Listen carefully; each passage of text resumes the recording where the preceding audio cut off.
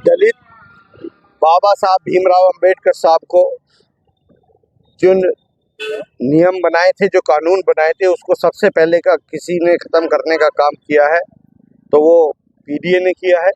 और आदरणीय प्रधानमंत्री जी ने, ये सब दलित समाज को पता है कि पंचतीर्थ बनाने का काम, ये पूरे दलित समाज को पता है कि स्वर्गीय मुलायम सिंह जी ने खुद मायावती की हत्या कराने का काम किया था।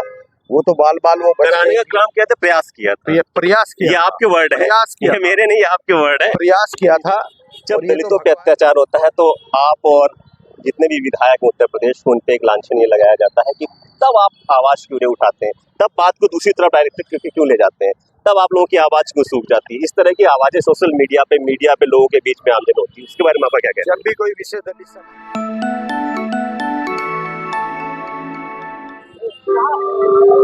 नमस्कार, स्वागत है आपका कबीर न्यूज में। मैं हूँ जितेंद्र कमल। हमारे साथ उत्तर प्रदेश शासन के मंत्री दिनेश खटीक जी हैं, जो सीसामऊ विधानसभा में सुरेश अवस्थी के लिए प्रचार प्रसार समर्थन मांगने के लिए आए। सर, स्वागत है आपका कबीर न्यूज में।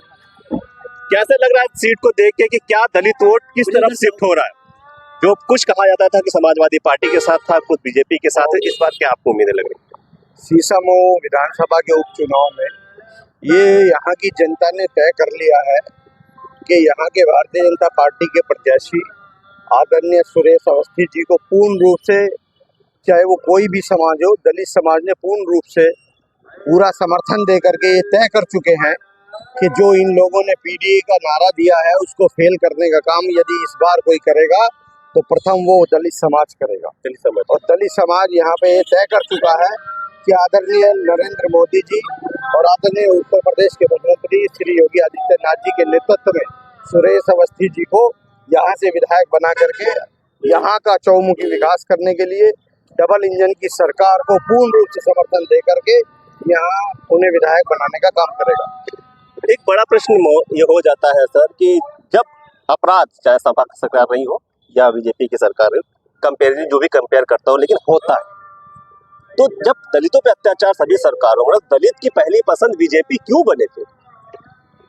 दलित बाबा साहब भीमराव अंबेडकर साहब को जो नियम बनाए थे, जो कानून बनाए थे, उसको सबसे पहले का किसी ने खत्म करने का काम किया है तो वो पीडीए ने किया है।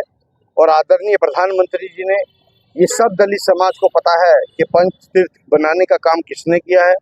ये पूरे दलित समाज को पता है कि स्वर्गीय मुलायम सिंह जी ने खुद मायावती की हत्या कराने का काम किया था। वो तो बाल बाल वो कराने का काम किया था, प्रयास किया था। प्रयास किया, ये आपके वर्ड है, प्रयास किया, ये मेरे नहीं, आपके वर्ड है। प्रयास किया था। और ये तो भगवान ने क्या, भारतीय जनता पार्टी के लोगों ने 3 बार बहन जी को मुख्यमंत्री बनाने का काम किया है। और दलित समाज के प्रति, भारतीय जनता पार्टी के प्रति पूर्ण रूप से दलित समाज पूरा समर्पित है।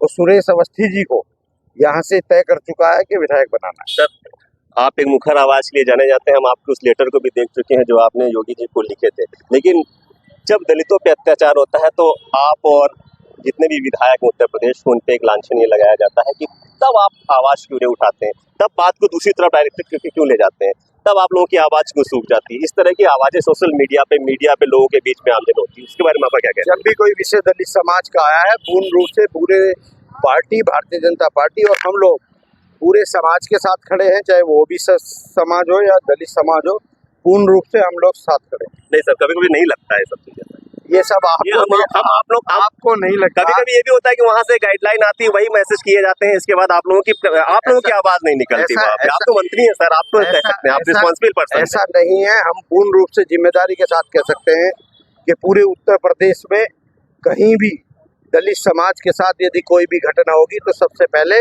भारतीय जनता पार्टी का एक एक आदरणीय मुख्यमंत्री जी और हम स्वयं पूरे समाज के साथ खड़े हैं, खड़े थे और खड़े रहे। एक अंतिम प्रश्न सर, प्लीज। अभी बात हो रही थी रमेश अवस्थी जी, सुरेश अवस्थी जी से, कि वो कह रहे थे कि मुझे राष्ट्रवादी मुसलमानों के वोट चाहिए।